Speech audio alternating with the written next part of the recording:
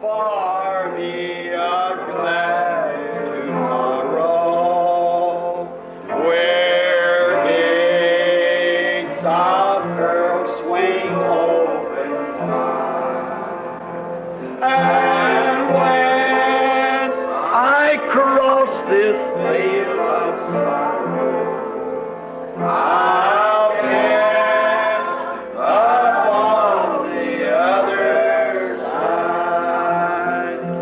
Someday, beyond the reach of mortal man,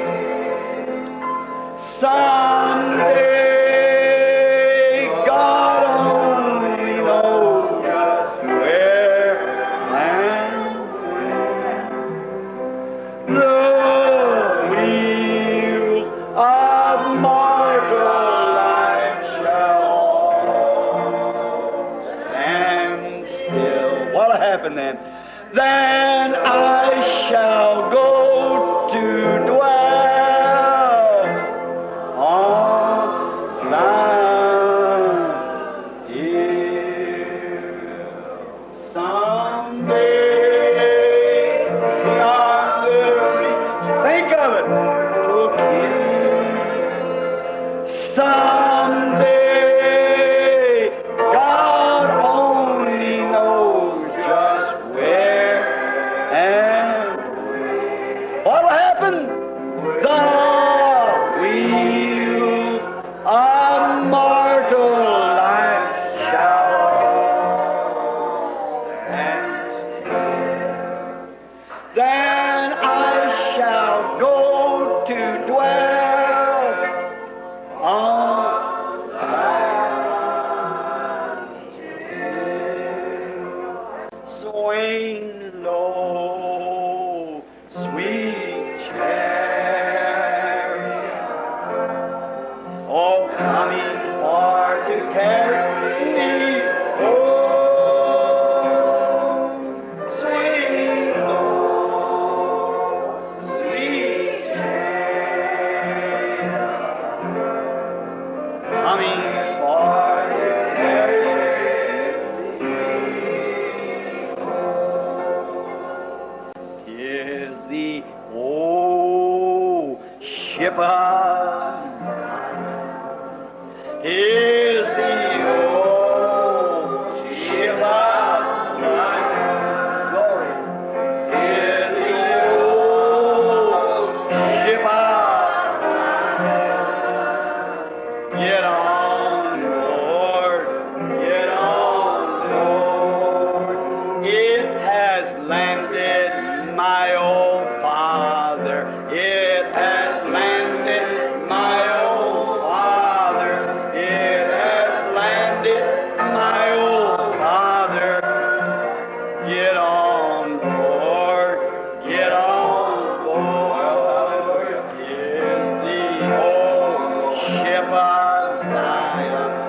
Is the old ship of Zion. Is the old ship of Zion. Get on board, get on board. Reproach. What was he reproached for? Porque ele levava o seu vitupério. He was Methodist or Baptist. I'll assure you that. Não porque ele era um metodista, eu lhes garanto isto. Not because he was Pharisee or Sadducee, because he was a vindicated word. Não porque ele era um fariseu saduceu, mas porque era a palavra vindicada. He is reproached. For what? The vindicated word. Levando o seu vitupério. Para quê? A palavra vindicada. That's what he did. He said, if I do not the works of my Father, don't believe me. If I'm not to answer all the Scripture's questions. E isto é certo. Isto foi o que fez. Disse, se eu não faço as obras de meu Pai, não creais em mim. Se eu não sou a resposta de todas as perguntas escriturísticas. So the New Testament was Jehovah of the Old. Jesus do Novo Testamento foi Jeová do Velho. Exactly right. I believe as I was telling you, here not some time ago or somewhere in a meeting, it might not have been here. Exatamente, eu creio. Estava lhes dizendo aqui, algum tempo atrás, ou em reunião em outro lugar.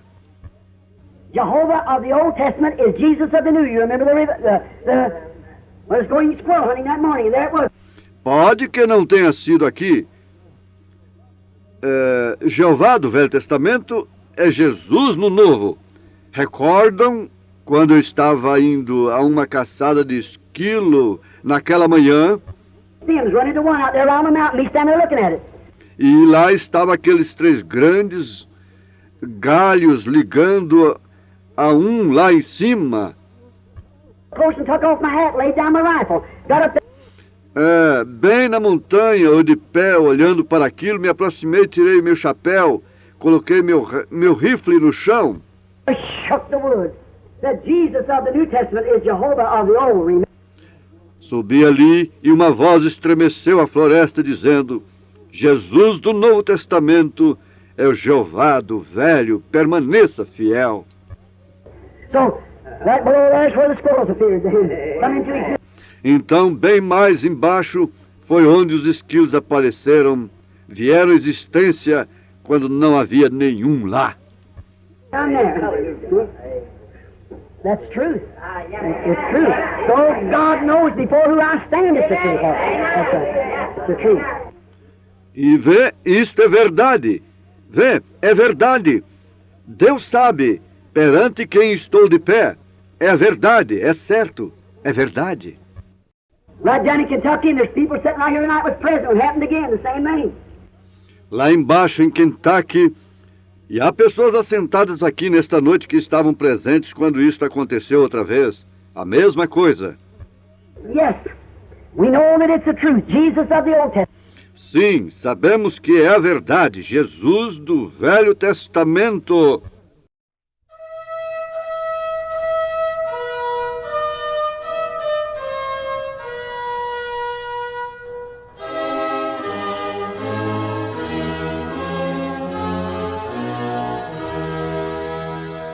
Cumprimentamos os nossos ouvintes, nossos irmãos que participam conosco de mais esta programação. Uma boa noite com Jesus.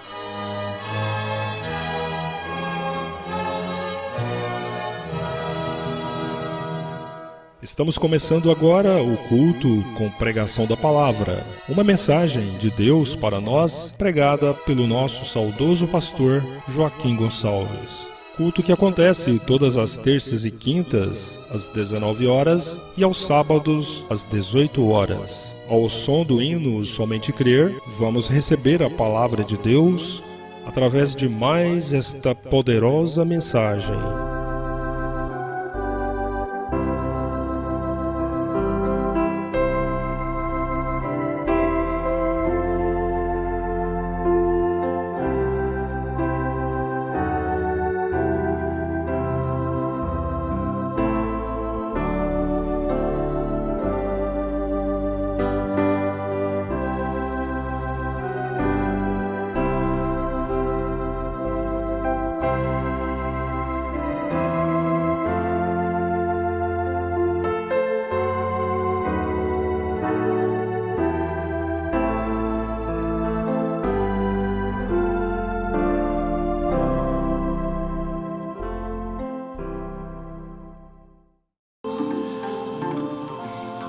Bom dia com o Senhor Jesus Cristo, né?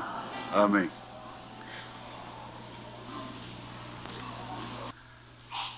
Pois bem,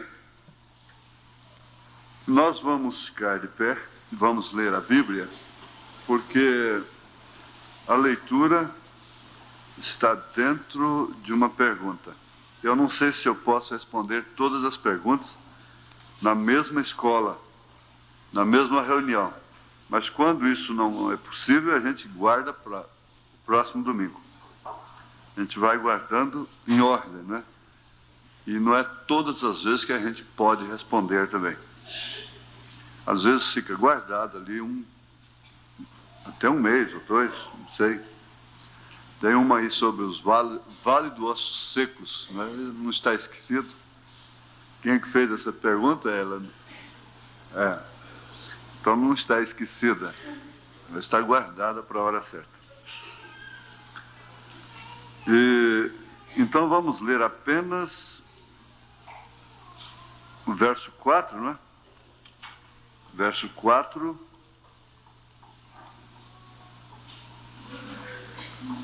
Porque é impossível que os que já uma vez foram iluminados e provaram o dom celestial e se fizeram participantes do Espírito Santo. Eu estou lendo Hebreus 6, foi o que foi anunciado, não é?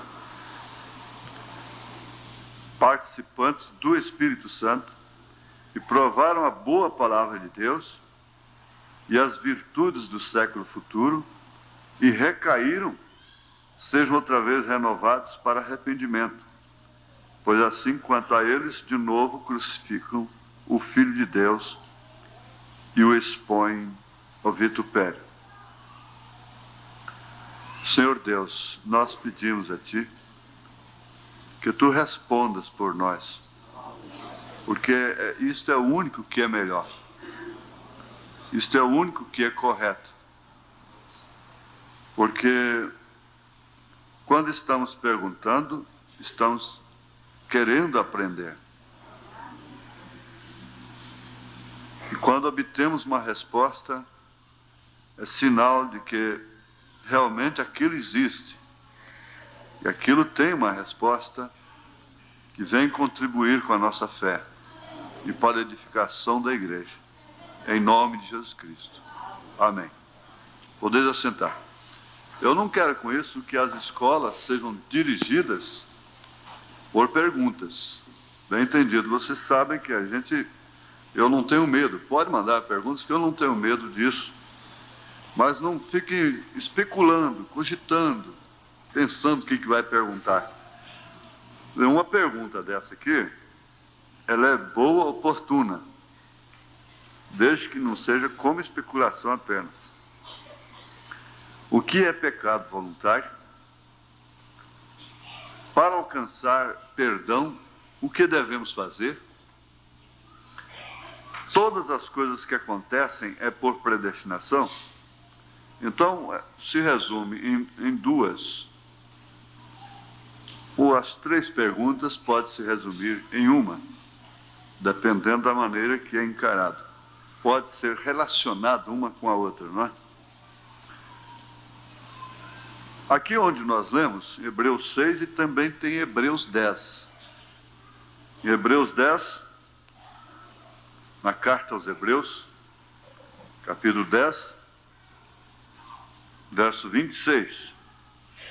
Porque se pecarmos voluntariamente, depois de termos recebido o conhecimento da verdade, já não resta mais sacrifício pelos pecados, mas uma certa expectação horrível de juízo e ardor de fogo que há de devorar os adversários. Isso parece que fecha a todo mundo num corredor sem saída, né? Um túnel sem luz, nem para trás nem para frente. Porque se dissermos que não pecamos, parece que há um paradoxo aí. A própria Escritura, o Senhor Jesus Cristo fala do filho pródigo. Nesse caso, o que seria do filho pródigo?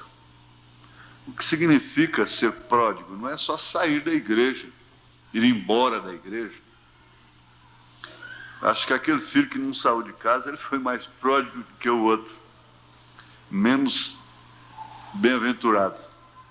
Há pessoas que não saem da igreja, não saem nem mesmo da comunhão, mas elas vivem como as pródigas. Parece que completamente fora do convívio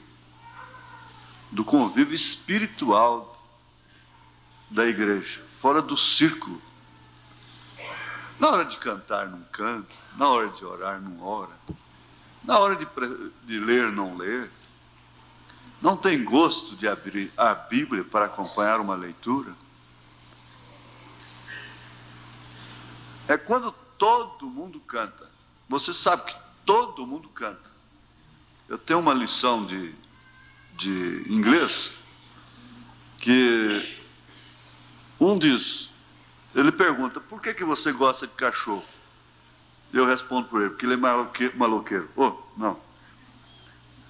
Ele diz, bom, porque os cachorros são confiáveis, são amigos, amigáveis, né? Ele não disse bem amigo, o termo lá. Aí depois disse para a mulher, por que você gosta de gato? Porque ele é quieto, ele não faz barulho, ele não late. E tem uma outra com uma mulata. Ela disse, por que você gosta de mulata? Ela disse, a mulata fala. Aí o professor disse, não, mulata não fala, mas acontece que naquela hora que ele disse mulata não fala, a mulata, ai du, quer dizer, eu falo, e ficou repetindo aquilo toda a vida, eu falo, ainda até some, né? O som na fita. Eu falo. Mas não eu falo assim, engraçado, eu falo. Né? Engraçado, a gente ri sozinho. Quer dizer, agora, se pusesse aquela mulata aqui e dissesse, bom, mas a única que não canta aqui é a mulata, ela diria, eu canto. Todo mundo canta. É só querer. Crianças, adultos, velhos, todos, toda a idade. Até o mudo canta. Ele entende que a igreja está cantando e canta em espírito. A menos que alguns cantem em espírito, né, gente? E você já viu que às vezes a gente fica rebelde no culto? Não atende nada que se pede do púlpito. E sente até assim como uma contenda. A gente fica contencioso com a direção da igreja, com a liderança do cântico, ou pregador mesmo, a gente fica contencioso. Muitos começam a ler a Bíblia, o maior desrespeito tem um homem está falando na frente, a pessoa lê a Bíblia.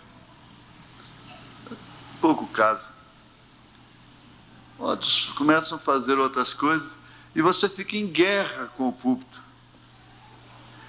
E você já sabe que um culto depende muito de dominar os espíritos.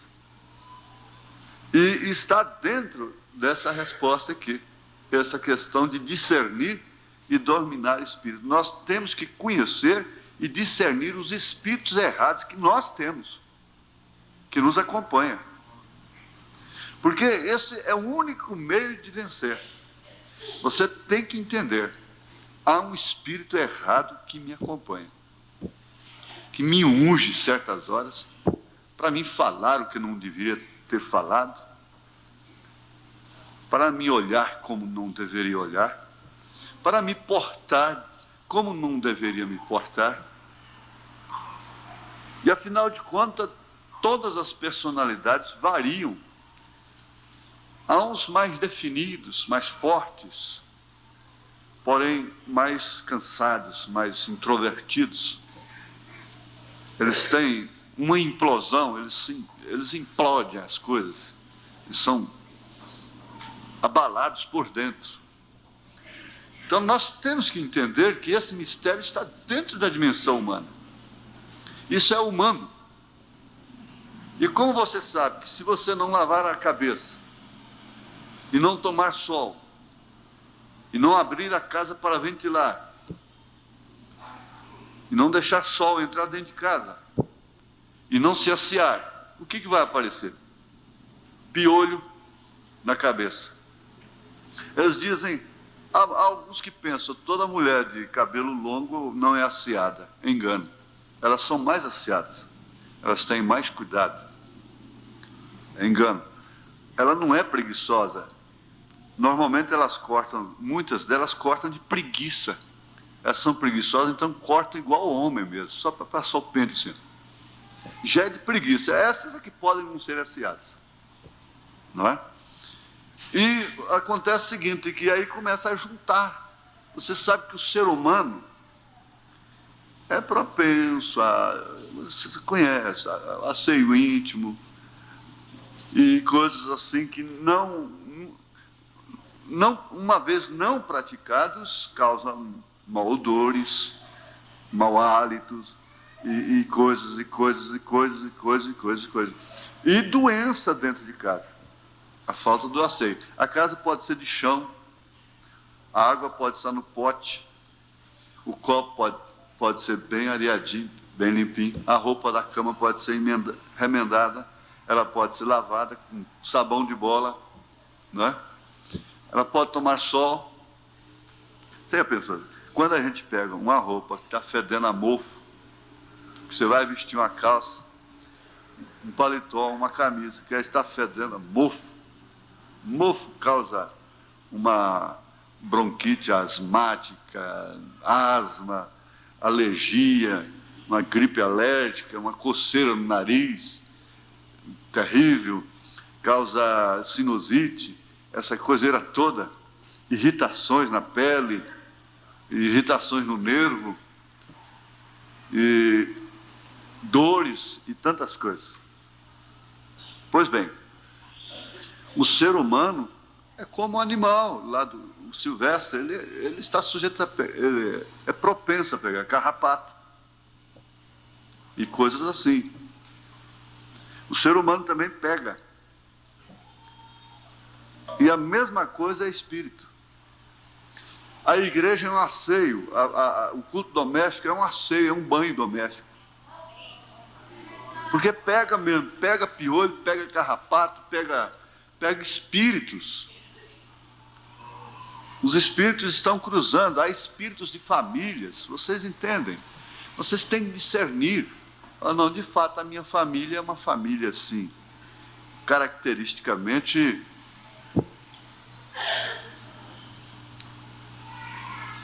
vamos dizer, desaciada.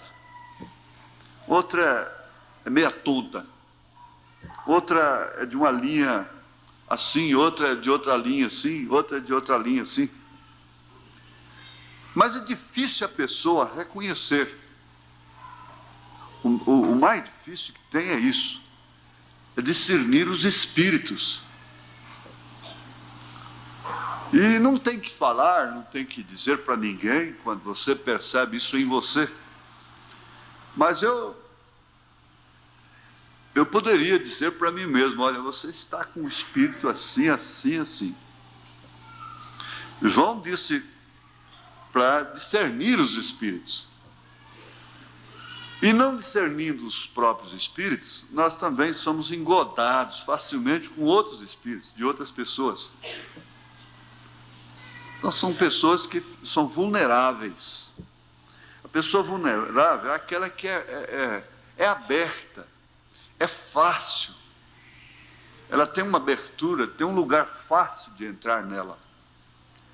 E apanhá-la, e complicá-la, e enredá-la. E quando nós apanhamos determinados espíritos, olha que coisa terrível. Para ficar depois livre dele, irmão Brenner fala daquela irmã tão santa, de amizade particular da família do profeta, que não fechou os olhos na hora da oração, e ela pegou um espírito, dupla personalidade. Na personalidade mesmo, ela achava horrível, terrível, preferia morrer do que sair com outro homem que não fosse seu marido. Mas quando ela caía na dupla personalidade, ela saía com qualquer outro homem. O profeta disse que aquilo durou 14 anos, simplesmente porque pediu para fechar os olhos e ela não fechou. Ela não fechou. Ela ficou em contenda com o púlpito. Ela ficou em contenda com o espírito.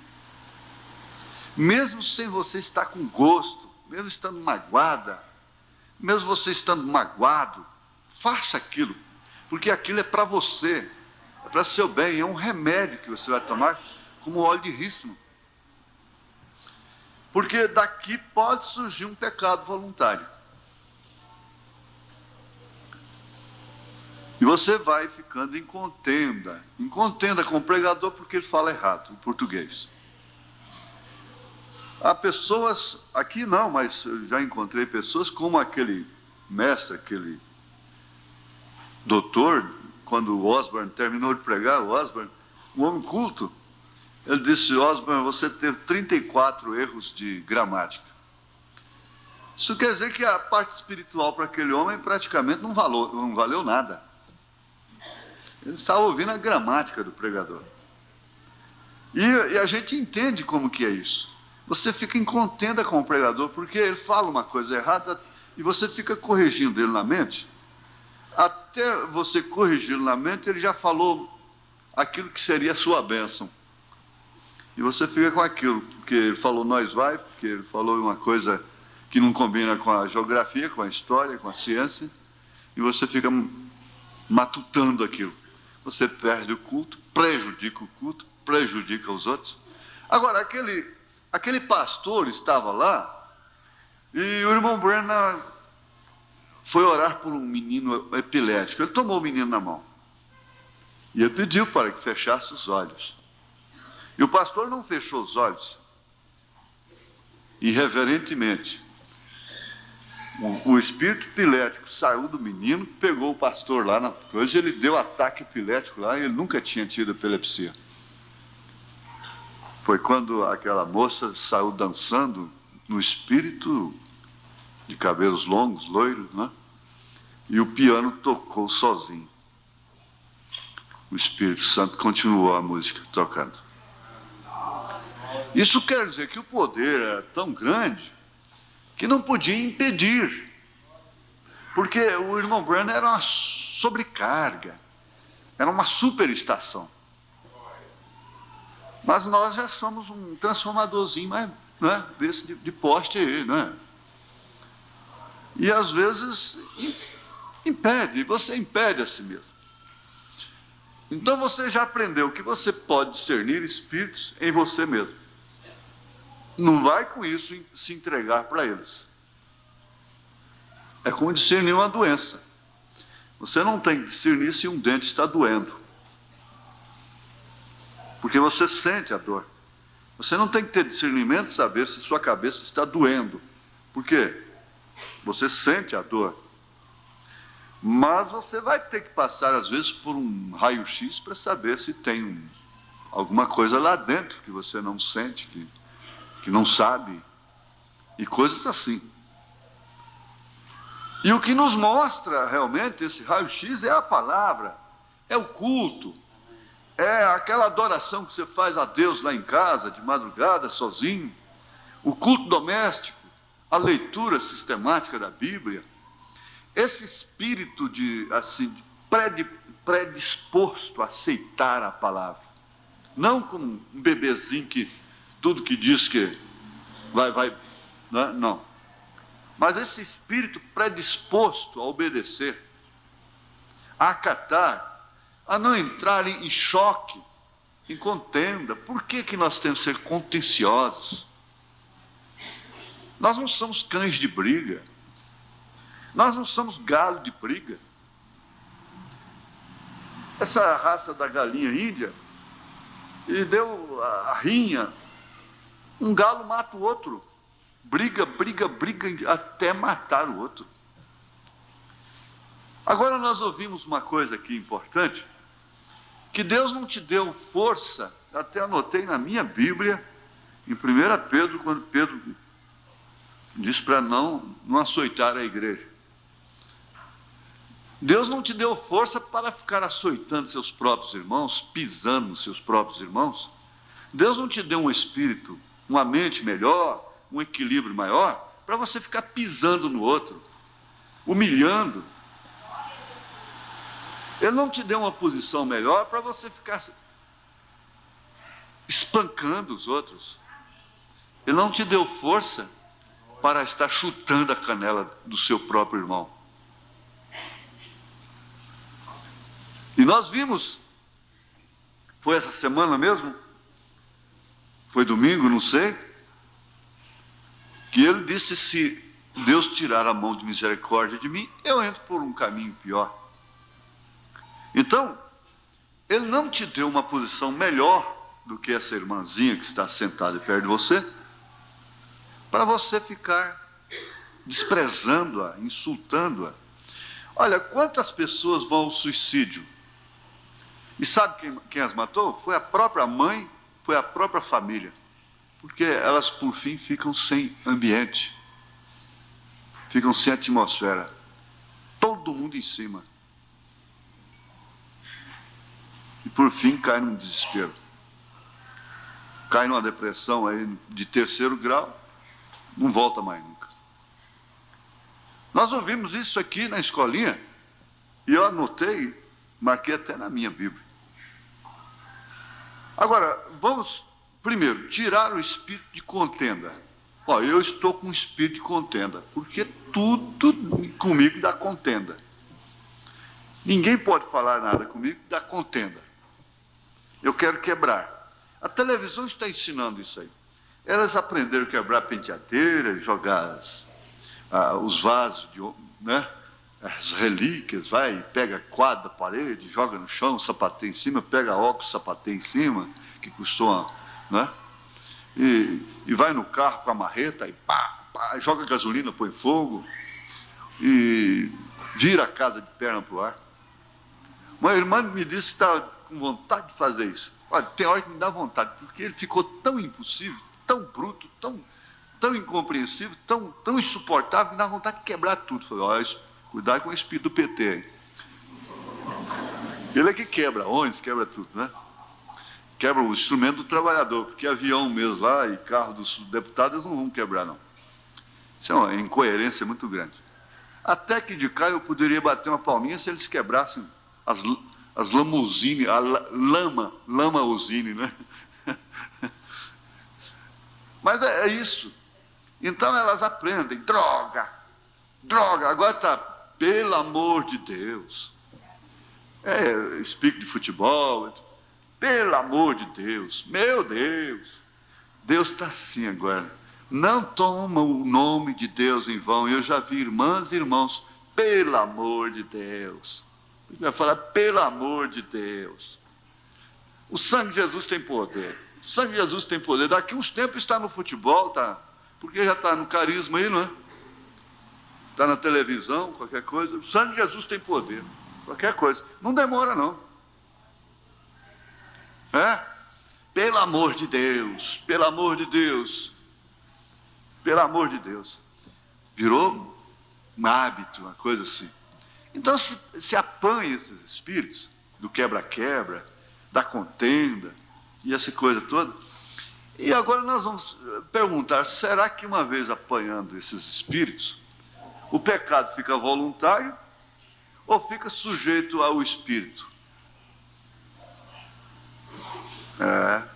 Isso me põe em aperto. O profeta deu o exemplo desta irmã. Ele disse que durou 14 anos. Você sabe, depois que um espírito te apanha, mãe, é mãe mesmo, pai,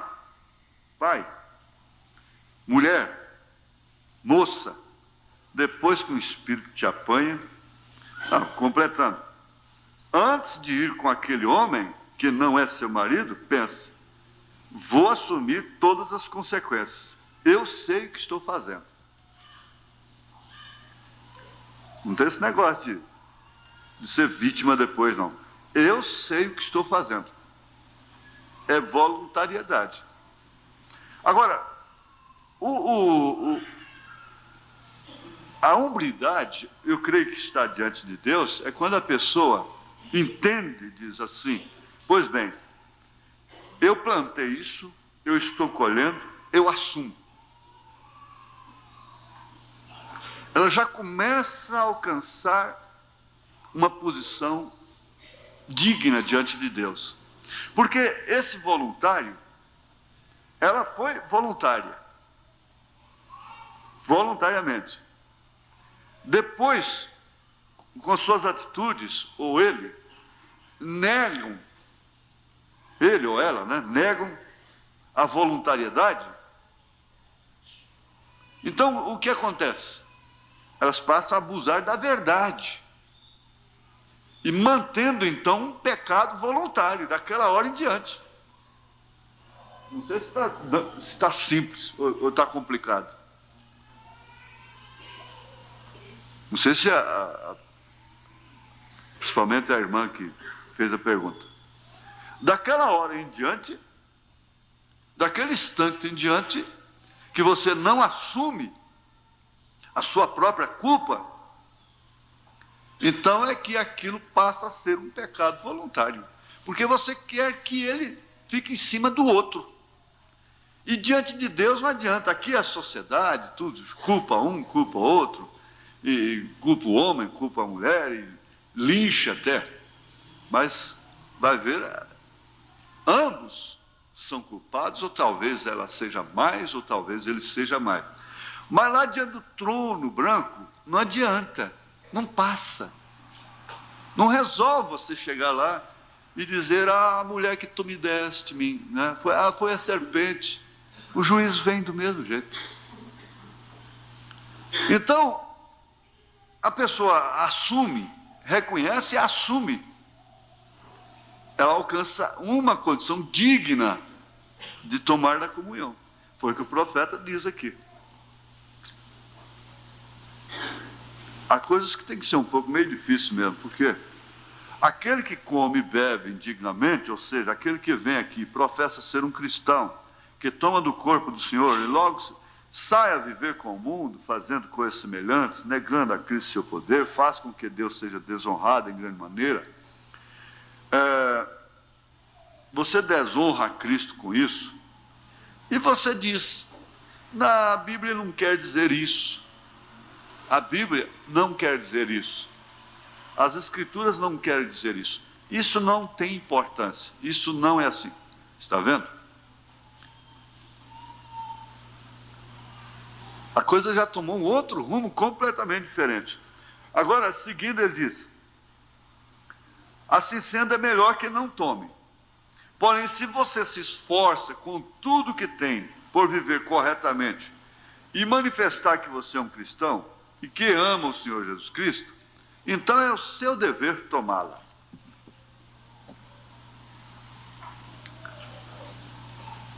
Aqui na mensagem Perguntas e Respostas, número 15, começando do parágrafo 99,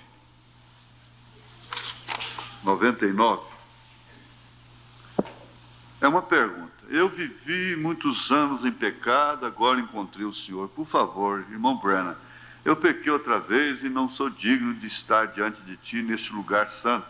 Por favor, diga-me se posso restaurar-me completamente outra vez. Vocês vão na sua Bíblia, no rodapé, em Hebreus 6, e embaixo no rodapé, você põe com letrinha, Perguntas e Respostas, número 15, P.RS, você já sabe que é Perguntas e Respostas, ou PR, você já sabe, Perguntas e Respostas, para economizar papel, PR 15, PR-15, aí você põe ponto de igualdade, igual, 99, 125, ao 127, 104. Então, quando você quer, você vê possuindo todas as coisas, você põe POS, coisas, né? POS, coisas, POS ponto, coisas, o POSS, né? Para não ficar, POSS ponto, coisas. Você já sabe, possuindo todas as coisas. Maneira de abreviar um título. Parágrafo 137, né? Aí você põe igual 137. Nós estamos em escola dominical. Não durma, portanto. Aprenda. Veja que pergunta objetiva que enquadra com a sua. Ela está na pergunta e resposta número 15, 99. A pergunta ainda está dentro da 98. Eu gosto mais do parágrafo do que o número da pergunta. Eu pequei outra vez, depois de crente já, né? E não sou digno de estar diante de ti nesse lugar santo. A pessoa falando com o profeta. Por favor, diga-me se posso restaurar-me completamente outra vez. Eu já disse sim. você não pecou, entre parênteses, meu amigo, tanto assim para Deus, para que não pudesse ser restaurado. Se você tivesse pecado tanto que não pudesse ser restaurado, você nunca desejaria ser restaurado. Agora aqui é que entra o ponto vital, mais importante da resposta. Ela pega todas as 3 perguntas de cheio. Se você perceber, ela pega. Combina exatamente com aquilo. Que você não vive lambendo os beijos, numa linguagem bem popular, satisfeito com o pecado.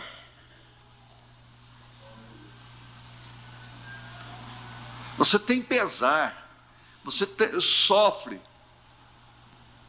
Você sabe da mágoa que você carrega. Por quê? Tem sido descaridosa, tem sido descaridoso, porque tem sido bruto, porque tem sido animalesco. Eu estava pensando ontem na hora do programa, não adianta mais um programa como esse, não conserta lá nenhum. Eu não quero desacreditar as coisas. A matéria em si é que eu tenho um certo discernimento da hora que nós estamos vivendo. Isso é questão de revelação. Algum tempo atrás, aquilo punha casais de joelho, de mãos dadas, chorando. É como na era de Filadélfia, indo ao concego andei, perdido vaguei, levava pecadores ao altar, ao findar o labor desta vida. Tinha gente que tampava os ouvidos e saía correndo. Hoje é cantado a ritmo de rock. Vocês entendem o que está acontecendo. Venho aqui, prego uma grande mensagem, vai aonde for, vem o próprio profeta, porque ele disse, eu preguei aqui a mensagem, o sinal, cheguei de tarde, pensei que a igreja estava em desespero.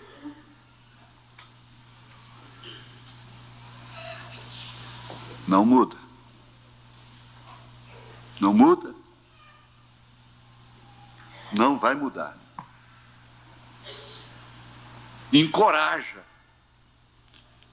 A mensagem agora dá encorajamento para permanecer. Permanecer na fé. Mas com o autodiscernimento, a autocrítica que você tem.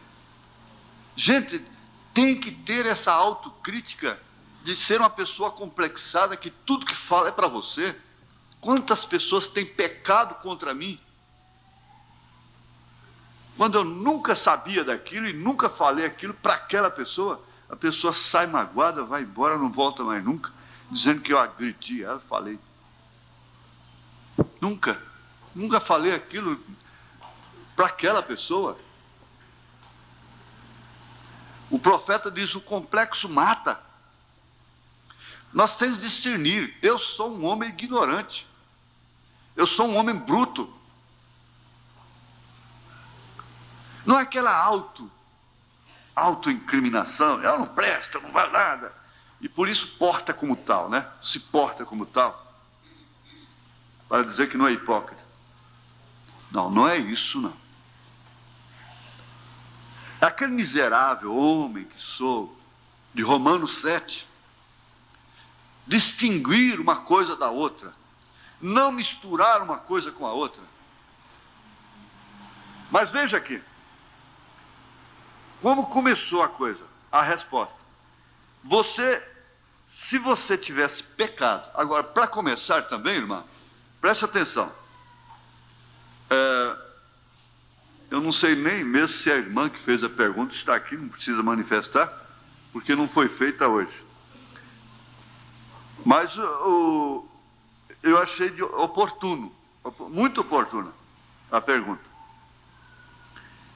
Se você tivesse pecado tanto, que não tivesse mais jeito, você não desejaria ser restaurado. Você não teria esse desejo. Você não teria essa autocrítica. Você não teria essa autorrepreensão, que se repreende a si próprio?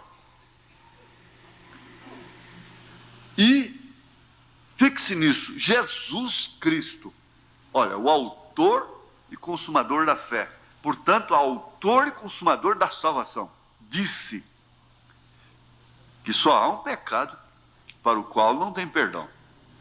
Isso é a blasfêmia contra o Espírito Santo. Agora, a vida pode se tornar em uma blasfêmia contra o Espírito Santo quando começam a torcer a Bíblia, amontoando doutores para si conforme as suas próprias concupiscências, adaptando a Bíblia aos seus pecados, adaptando a Bíblia aos meus pecados.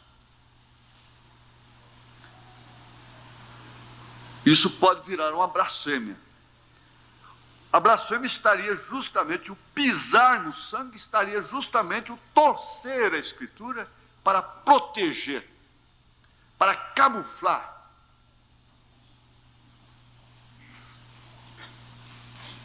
Isso poderia, olha o tempo do verbo aí, poderia se transformar até mesmo um pecado voluntário num pecado blasfêmia. Porque esse pecado voluntário aqui, sem dúvida alguma, é blasfêmia contra o Espírito Santo. A pessoa pisa de novo no sangue de Jesus Cristo. Mas desde que haja algo tratando em seu coração, você continua na linha de restauração. Você maltrata sua mãe e passa 1 hora, 2. Se você vai para longe, você sente aquela dor no coração, e sente aquele amor por ela, e sente aquela às vezes o ressentimento, a mágoa, a ferida está ali, mas não é o ódio. É porque onde houve uma martelada, então fica machucado, mas não é o ódio. Você não vai confundir uma ferida, um machucado com um ódio. É outra coisa que o inimigo começa a confundir as pessoas. Eu estou com ódio de alguém. Não, você está ofendida, ferida com aquela pessoa. Mas lá dentro, você sabe que você só deseja o bem para ela. Lá dentro você não quer nem que ela seja castigada, que ela receba nenhuma consequência porque te feriu. Não é certo? Agora, bom, e ela nunca se arrepende, ela nunca cai em si. Isso é problema dela. Isso é um problema dela. Deve ter alguma coisa errada com ela, com aquela pessoa, com aquele marido, com aquela mulher. Você sabe que tem dia que você sai de casa, determinados esposos, eu posso falar sem nenhum espírito de profecia, eu posso falar aqui. E se eu mandasse levantar a mão, olha lá, se uma grande maioria, sinceramente, não levantasse. Tem dia que eu saí de casa com vontade de não voltar mais. Se eu permanecesse daquela maneira que eu saí, eu nunca mais voltaria lá. Quantos poderiam levantar a mão? Mas não levanta não. Não precisa disso. Nós não temos que estar botando as pessoas para levantar a mão, né? Quantos creem? Não quer dizer que eu tenho que levantar a mão. Às vezes vocês podem me ver ali, eu não levantei a mão, mas isso não quer dizer, o pregador não falou, levante a mão. Quantos creem? Não é? O amém está no seu coração, né? Não é verdade? Então, você nunca desejaria ser restaurado. Mas desde que haja algo tratando em seu coração. Irmãos, às vezes a pessoa foi uma vítima. São consequências que ela vai sofrer o resto da vida. Não adianta você ficar pisando nela, não adianta não. O profeta recriminou, reprovou quem faz isso. Diz, a pessoa já tem o suficiente contra ela, e você ainda em cima. Eu tratei com um irmão aqui, inclusive eu fiz memória dele aqui. A última vez que ele esteve aqui, aquele homem tinha um dilema tão grande, mas tão grande na sua vida. Ele era casado, pai de filhos. Ele chegou aqui, ele pediu casamento a 2 moças. Elas não quiseram. Nenhuma delas quis se casar com ele. Sendo ele casado, pai de filhos. Mas um homem que estava vivendo um inferno tão grande nessa dimensão, e eu o hospedava aqui, um irmão, e eu o hospedava, e a última vez que ele veio aqui, ele despediu, ele foi da rodoviária, ele telefonou. Isso foi por minha conta. Há pessoas que ficam por minha conta, mas não é que é um sistema que eu tenho, é que Deus é que faz isso. Elas ficam por minha conta. E eu disse para ele, irmão, não vá, volte. Ele viajava 1.300 quilômetros, ficava para lá e para cá, acabando com a fazenda, acabou com o gado, acabou com tudo. Eu disse, irmão, volte, fique quanto você precisar aqui. Forte, sadio, você não via nada nele, um homem forte, um homem zarrão. Você não sabe o que está passando com a pessoa. Aparentemente o homem não tinha mal nenhum, mas ao conversar com ele, quando ele me procurava no escritório, eu fiquei assim, meu Deus, o que eu posso fazer por essa gente, por essa pessoa? Já vários casos eu tive disso. Uma moça de 15 anos esteve no escritório chorando, a moça que é uma miss, uma beleza de mulher, 15 anos de idade, chorando, molhou a minha mesa. No domingo seguinte ela estava morta, com um tiro no coração. E eu não pude fazer nada.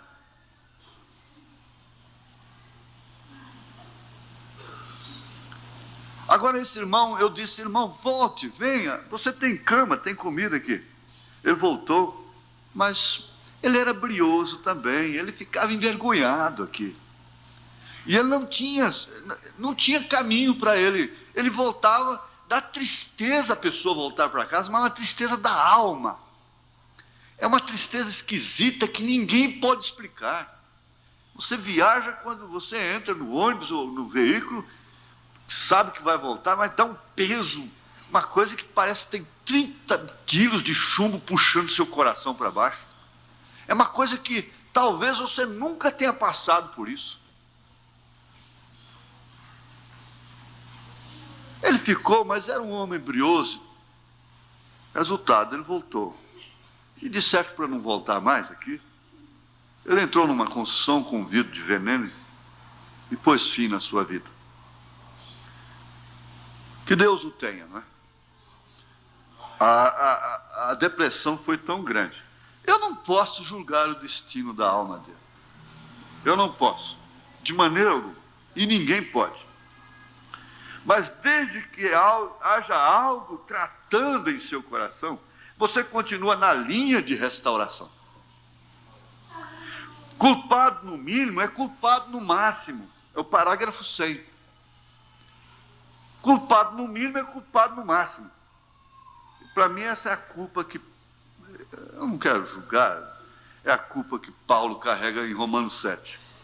Eu pequei muitas vezes, todo dia. Cada um de nós, preste atenção, porque se for só isso, vai ser só isso, nós não vamos entrar de novo. É o que eu estava dizendo, será que adianta? Resolve, a irmã vai voltar para casa, pelo menos mais respeito pela vida dos outros, respeitar a vida. O irmão vai voltar para casa, pelo menos... Eu não quero agredir, compreende? Mas seria uma sacudida, pelo menos respeitando mais a si próprio. Porque a gente cai, apanha tantos espíritos que a gente, por fim, não respeita nem a gente mesmo mais. A gente pensa, mas meu Deus, há tantos ímpios que têm mais cuidado, têm mais qualidade do que eu. Não faria esse tipo de coisa, não fariam. Culpado no mínimo é culpado no máximo. Eu pequei muitas vezes. todo dia, cada um de nós faz coisas que não queremos fazer, o que significa pecado. Agora, isso eu creio que está ajudando. A sua pergunta foi uma escola dominical. Eu não quero dizer que todas as perguntas terão a mesma atenção. Bem entendido. Eu não me constranjo. Pode, né? Então, a sua pergunta foi uma escola dominical. E talvez daria 2 ou 3. Todo dia cada um de nós faz coisas que não queremos fazer. Ó, não queremos. Mas faz. Está em nosso coração não fazer, reticência, né? Você não deseja estar desta maneira, ou você não faria esta pergunta. Vem? Isto é, na verdade, uma prova que Deus continua tratando com você. Provavelmente você está nervoso, e Satanás está lhe dizendo que você não pode ser restaurado, que não tem mais salvação para você. Ora, quem entra na brecha com a Bíblia é o diabo, com a Bíblia, com a Escritura. O diabo não chega assim e diz para você: ainda que seus pecados sejam como escarlata, sejam vermelhos como carmesim, se transformarão mais brancos do que a branca neve. Ele não vai citar isso nesta hora. Ele não vai lembrar você da parábola do filho pródigo. Ele não vai lembrar da parábola do joio, essa semente má que foi semeada em nós, na nossa carne. Ele não vai te lembrar dessas coisas. Essa hora ele é promotor. O promotor só faz acusar em defesa do Estado, em defesa da sociedade. E não importa se ele está mandando o inocente para o inferno, para a cadeira elétrica.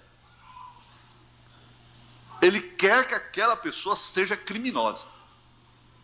O promotor, ele atua dessa forma. É difícil um que não faça. É preciso ser muito justo. Culpado no mínimo é culpado no máximo. Agora, veja, não, eu já trocar adiante, né? Ele está mentindo, o diabo está mentindo, com certeza, ele está. Porque você, veja, se há um fundo clamando, tem que haver um fundo para responder à chamada. Se há um fundo que clama por misericórdia, pelo menos esse aqui, Senhor, eu não dou conta nem de orar mais. Lembra do publicano: Senhor, tem misericórdia de mim, eu não tenho nem coragem de olhar. Eu sei que essa Bíblia está de Gênesis, Apocalipse contra mim. Eu sei que essa mensagem está todinha contra mim. Mas tem misericórdia de mim, miserável pecador. Ora, tem que haver um fundo para responder à chamada. E se há uma fome por algo, aquele algo tem que estar em alguma parte, ou você não teria fome por isto. Você não teria fome disto. Isso não foi tirado de você. Isso está lá dentro. Como eu tenho dito várias vezes, antes que o peixe tivesse uma barbatana em seu dorso, tinha que haver a água primeiro para ele nadar, e ele não teria nenhuma barbatana. Antes de haver uma árvore para crescer na terra, tinha que ter uma terra primeiro, antes de haver uma árvore, porque a terra tinha que existir primeiro para a árvore crescer. Agora, antes de haver uma criação, teria que ter um Criador para criar a criação. Vejam o que quero dizer? Agora, desde que você esteja desejando e está faminto para voltar para Deus, está faminto em deixar, em amortecer, em sufocar essa natureza ranzina, essa natureza injusta, essa natureza contenciosa, a superar esse espírito que você já discerniu que você tem. Eu falo com autocrítica. Por exemplo, a minha família não é de música, não é de cantar. A minha família não dá exímias, excelentes cozinheiras. Não dá. É verdade ou não é? Elas não são assim. A irmã Anitta está aí, minha irmã sabe disso. Quem é que canta na nossa família? Um cantor que faz um solo bonito. O único que faz sou eu, né?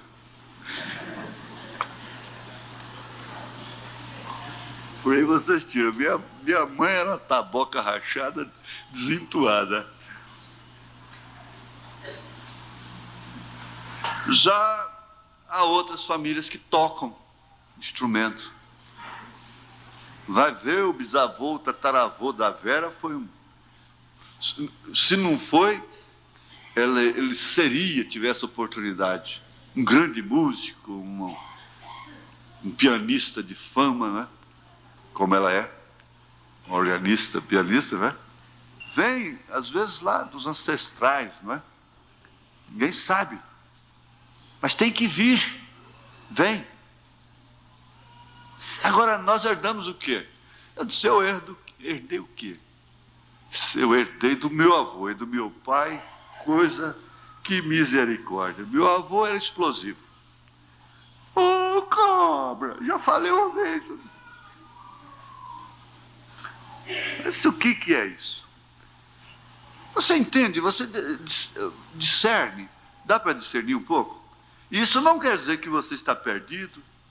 Às vezes, famílias que não têm um currículo, uma genealogia, não têm raízes, como eles dizem, raízes nobres, mas são justamente delas é que vieram grandes homens, é que vieram eleitos, é que veio você, porque você poderia não estar aqui nesta hora se você fosse de uma família nobre, de raiz nobre, não é?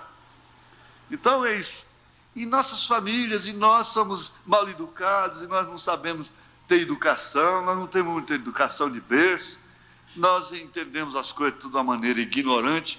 Os intelectuais, os ímpios, são mais educados, tratam as pessoas, até para separar entre si, eles chegaram à conclusão de que casais estão vivendo bem em casas separadas. Agora, isso, ao contrário, essa alternativa. Quer dizer, isso é civilização. Não precisa separar.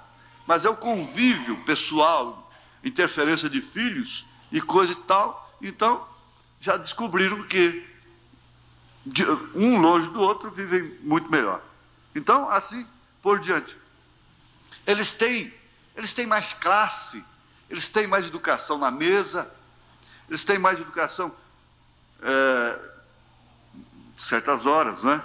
Em todos os instantes. E nós, parece que nós somos o povo mais restolho, né? Coisa assim.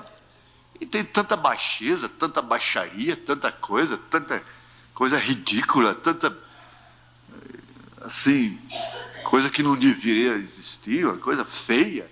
Para que isso? O que é isso? Mas o que eu vou fazer? Deus quis foi você, Deus quis foi eu. Amém. Aleluia. Agora, vamos dar um jeitinho.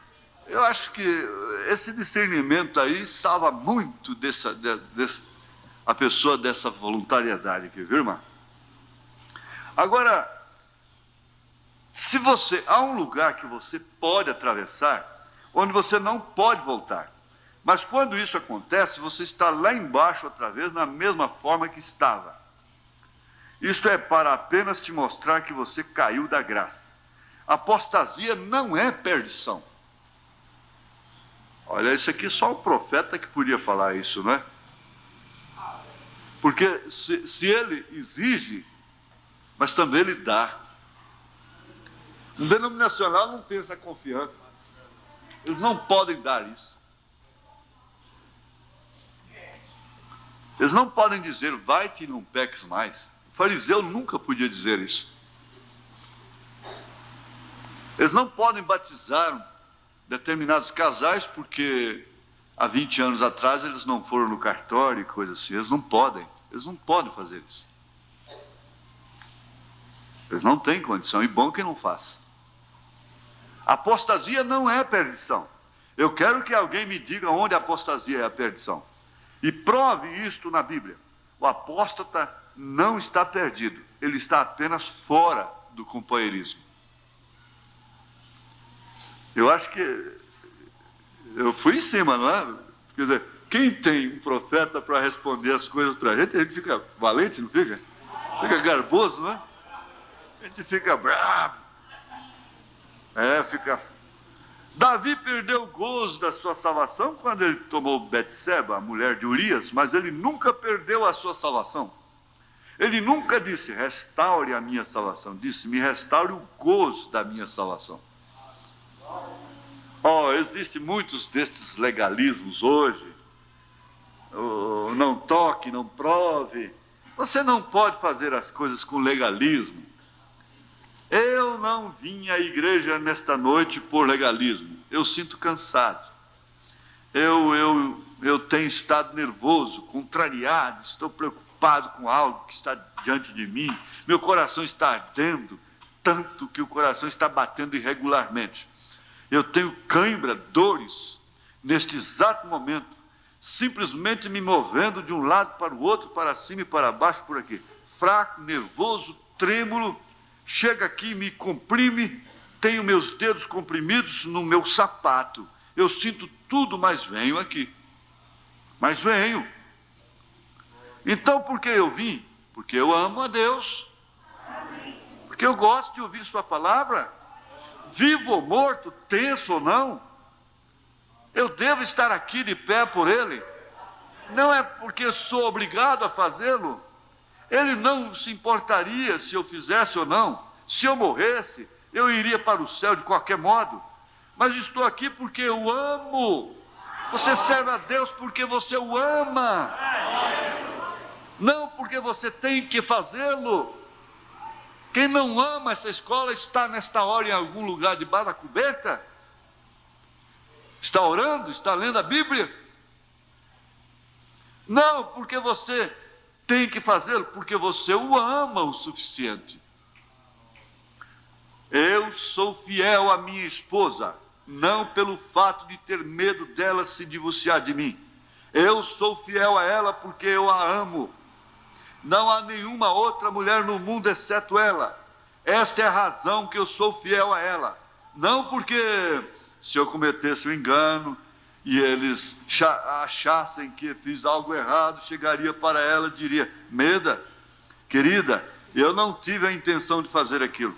Ela me perdoaria por isso, eu sei que ela me perdoaria. Eu a perdoaria, eu a amo. Mas eu a perdoaria. Ela me perdoaria. Porém, eu não faria isto por nada. Eu a amo o suficiente para não fazê-lo. Não é porque eu penso que ela me perdoaria. Em primeiro lugar, é a ideia de que eu a amo o suficiente para não fazê-lo. Enquanto eu a amar desta forma, eu nunca farei isto. E se ela me ama da forma que está suposta a amar, ela também não o fará. E se você ama o Senhor de todo o seu coração, você não precisa se preocupar com estas coisas. Esquece isso, não fica lutando com isso na mente, não. Se você cometer um erro, você nunca pecou intencionalmente. Você apenas fez algo errado, que é do humano. Você retrocedeu. Na verdade, você está aqui em cima em companheirismo, você caiu nesta desordem aqui embaixo novamente. Em cima você está em companheirismo. Você não tem problema do alto, você tem problema de baixo. Nós estudamos essa semana. Mas o que é isto? É exatamente como a águia. Certa vez eu vi, ali no zoológico de Cincinnati, eu levei a Sara e andávamos por ali. Se há uma coisa que vejo que me fere, é ver algo engaiolado, passarinhos na gaiola. É só experimentar, faz uma gaiola grande e põe você lá dentro. E tranca.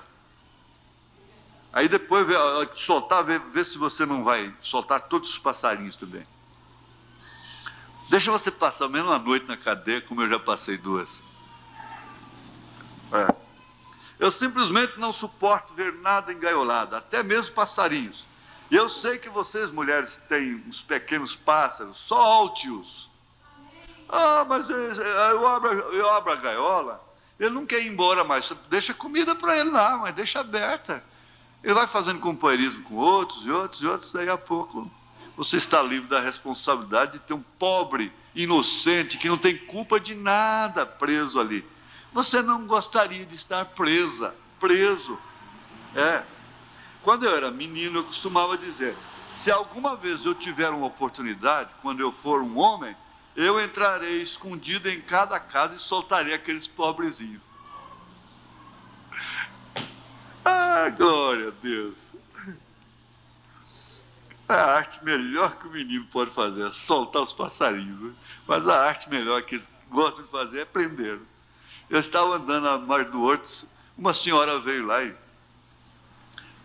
disse, mas aquele menino é difícil. Como é que eu faço com esses passarinhos? Uma rolinha, não sei mais o que.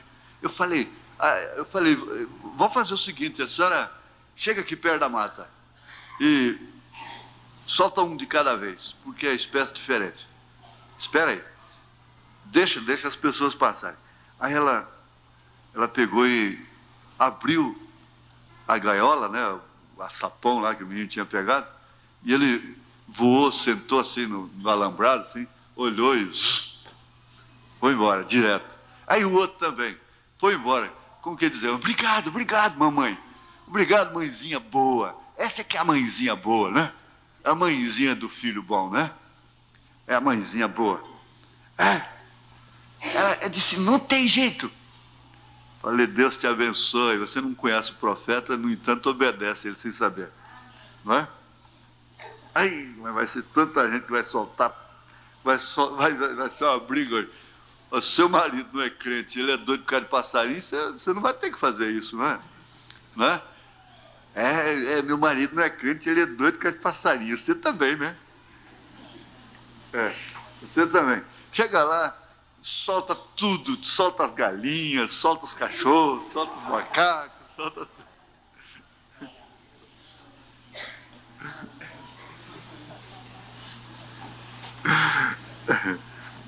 O Humberto que solta para dentro da panela.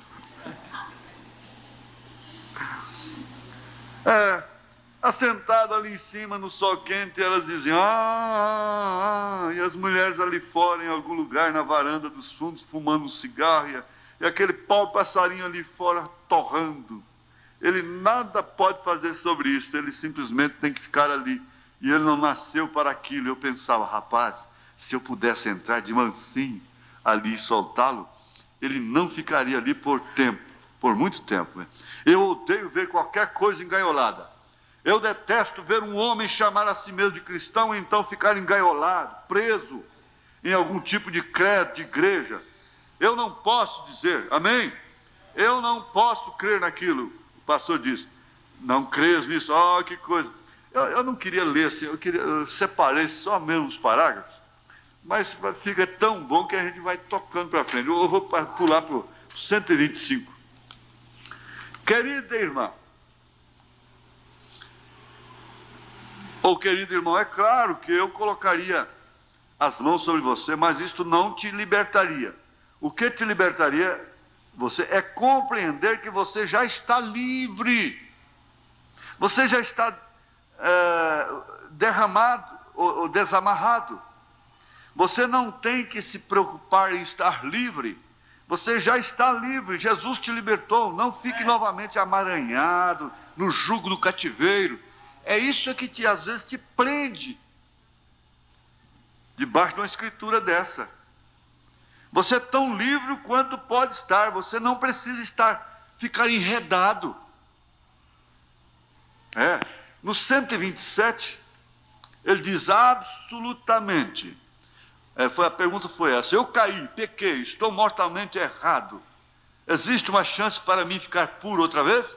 Absolutamente. No momento em que você desejou isto, aquilo mostra que Deus jogou aquela linha da vida para te levantar. Simplesmente levante a sua linha da vida, da fé e oração.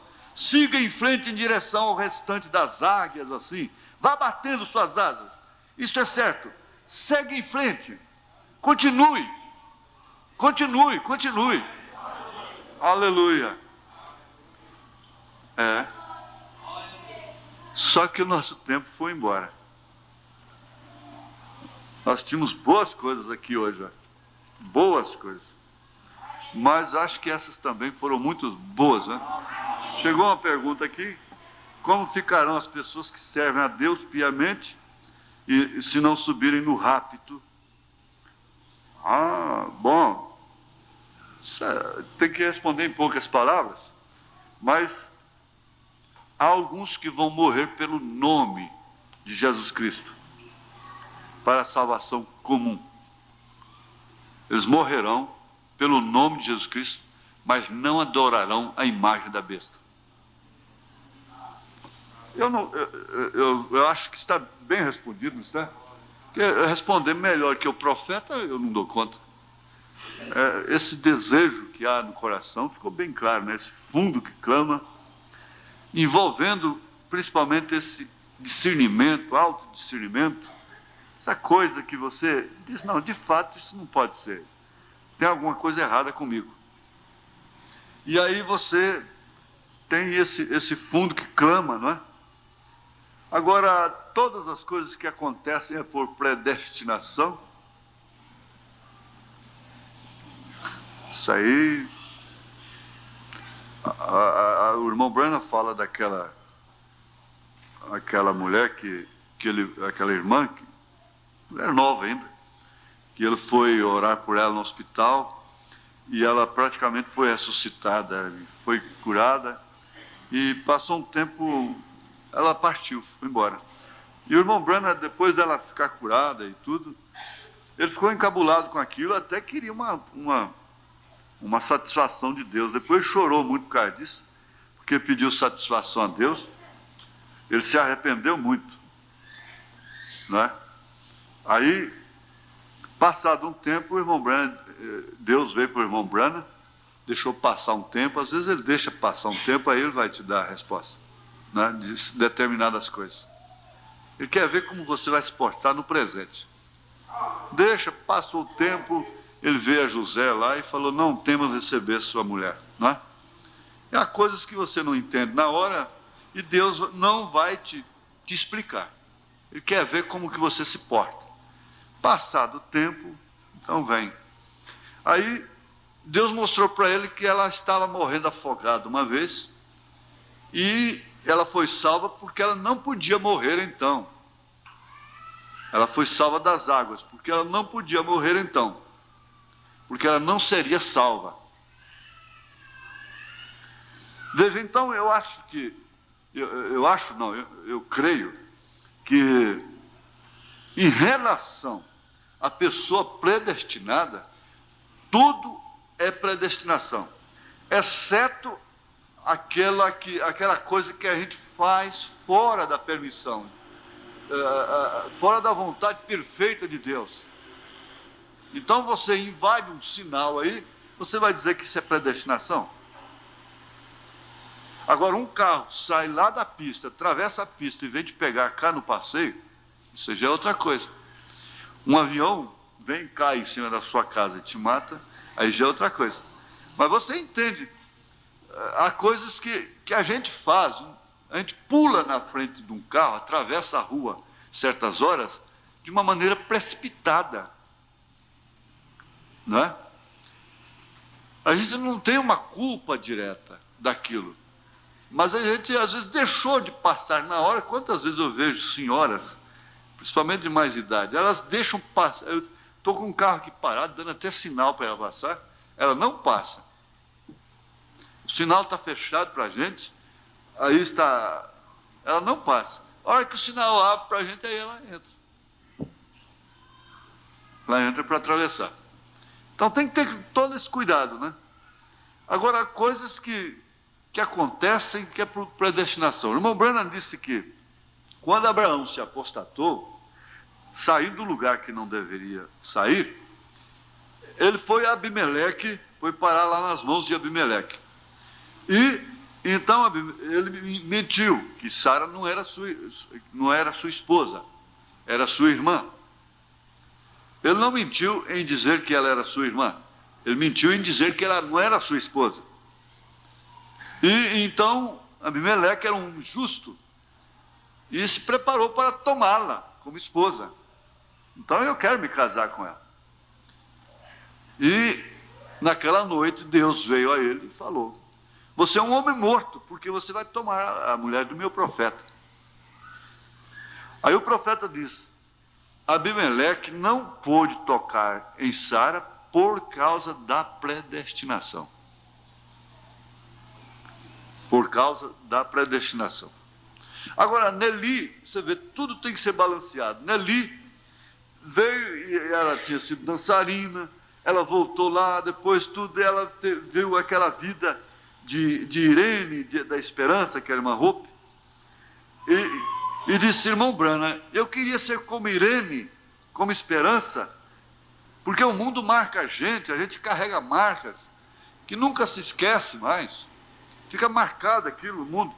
Ele disse: Nelly, o sangue de Jesus Cristo, seu Filho, nos lava e purifica de todo pecado.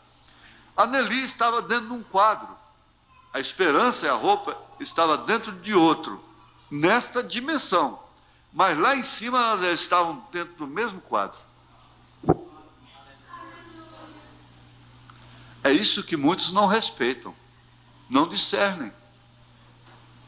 Aqui, nesta dimensão, nós podemos estar em diversos quadros diferentes.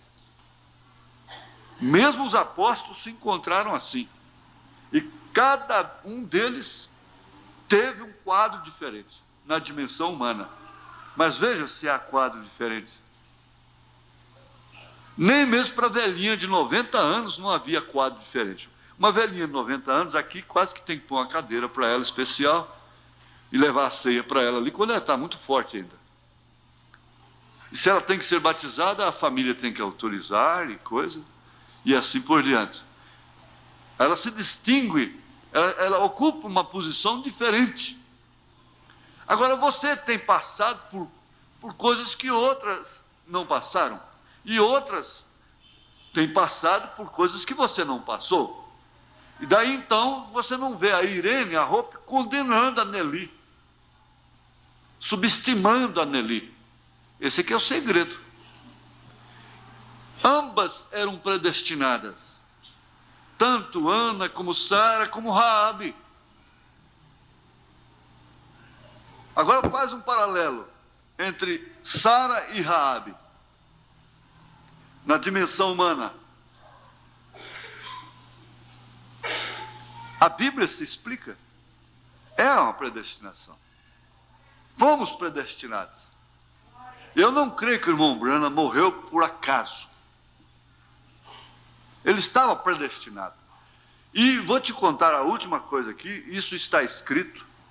Eu tenho nos meus blocos a anotação onde se encontra exatamente isso que o irmão Branham disse. E eu falo isso aqui de vez em quando. Por quê? Há muitas pessoas que enfrentam esse tipo de coisa.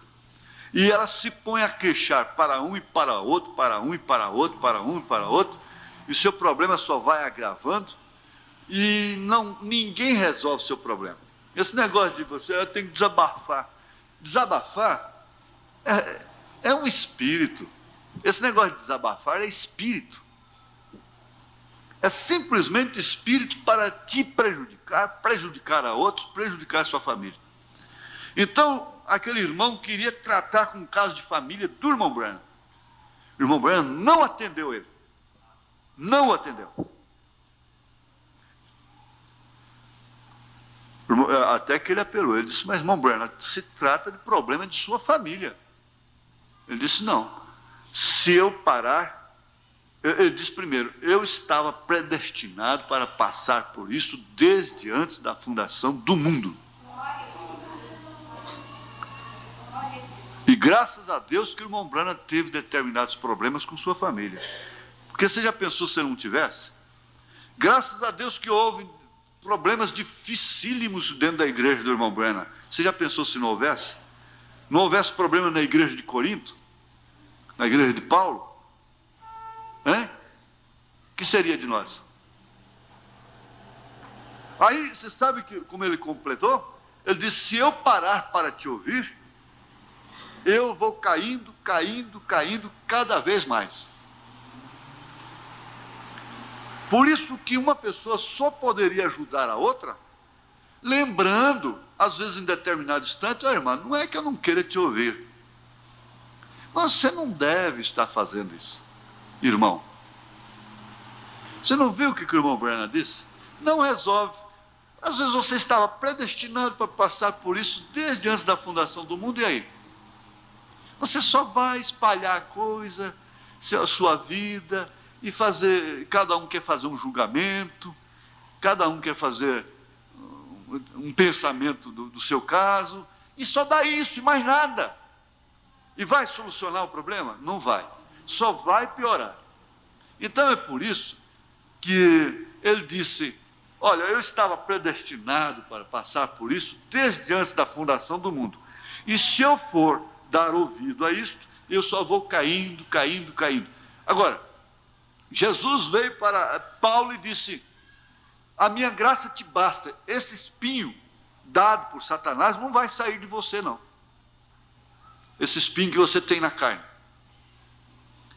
Então, há coisas que acontecem que só pode ser uma predestinação. Outro dia nós pregamos no velório de um rapazinho de 16 anos, e na hora que eu estava fechando o caixão, ali no cemitério Santana, ele morreu de acidente de moto.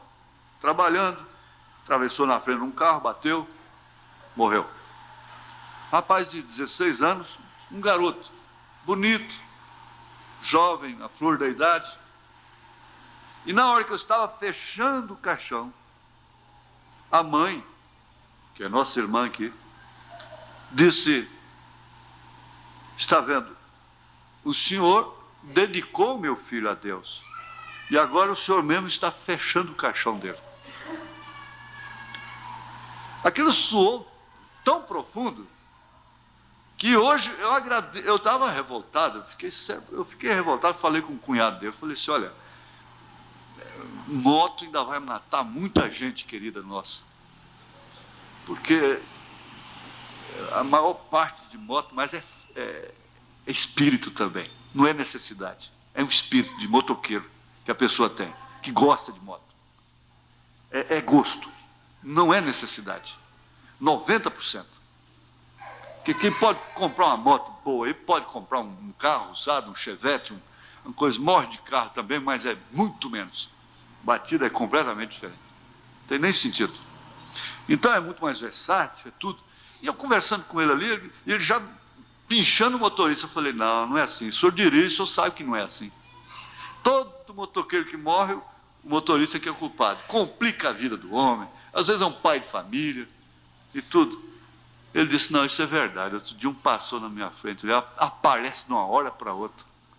A coisa, porque uma coluna de um carro tampa uma moto, tampa uma jamanta, assim, conforme a hora. Um espelho retrovisor, assim, tampa, ele é rápido demais. Então, conversando com ele ali, ele concordou. Eu falei, olha, isso mais é um espírito. Porque em tempos atrás, tudo bem, mas hoje esse trânsito é de louco.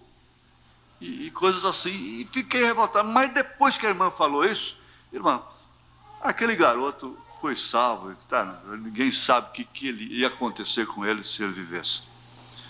Não é? Ele está salvo, não sei se ele está no rapto, mas ele está salvo pelo sangue de Jesus Cristo. Não é? Deus sabe melhor. Amém? Glória a Deus. Então eu acredito, irmão, em parte que é predestinação, excluindo a voluntariedade. Você não vai sair daqui, pega essa escada comprida aí do teto aqui, pede o irmão, um diácono, põe essa escada para mim ali no poste, e sobe lá e depois pega na alta tensão e pega na outro fio lá e fez, tchim, vira um torresminho. Isso só foi a predestinação, irmão. Não, aí não. Eu gosto de usar força de expressão para ficar bem entendido, bem gravado. Então você vai virar um torresminho, né? Por quê? Você foi lá e pegou. Então a voluntariedade influi muito. Agora, quando se está dominado por uma depressão em terceiro grau, e espíritos e coisas, eu não sei, de todos os modos, o que tem que acontecer, vai acontecer, mas realmente o que tem que acontecer, diz o profeta. Você é um pregador do Evangelho também, e você está aqui por uma boa causa. Você não está doente, você está em necessidade e você quer um avivamento pentecostal para começar em sua igreja. Todos nós queremos isso. Vamos todos ficar de pé por um avivamento pentecostal. Deus Todo-Poderoso que criou os céus e a terra, eu peço que todos os poderes dos demônios neste recinto sejam quebrados.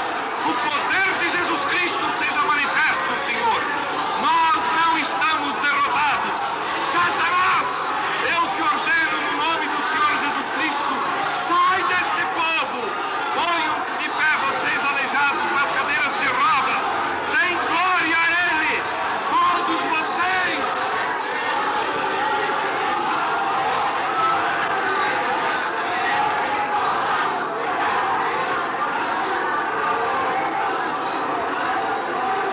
Glorifiquemos o nosso Deus.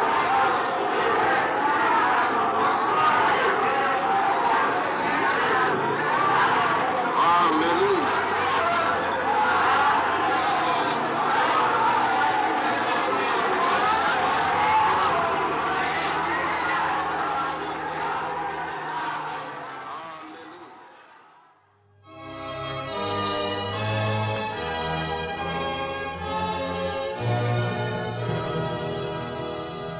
Agradecemos ao nosso bom Deus por mais esta mensagem que ouvimos, pregada pelo nosso saudoso pastor Joaquim Gonçalves.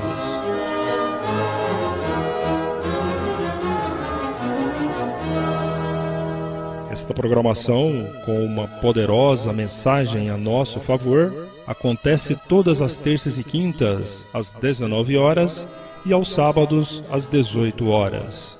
A Web Rádio Fé para Vencer o Mundo transmite o nosso programa todos os dias em 2 horários, às 6 horas da manhã e às 18 horas.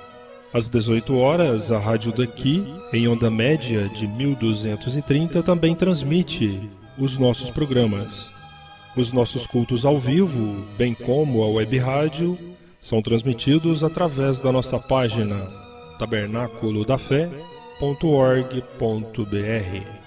Nos despedimos com a graça de nosso Senhor Jesus Cristo e com fé no Filho de Deus, a fé que vence o mundo. Boa noite com Jesus.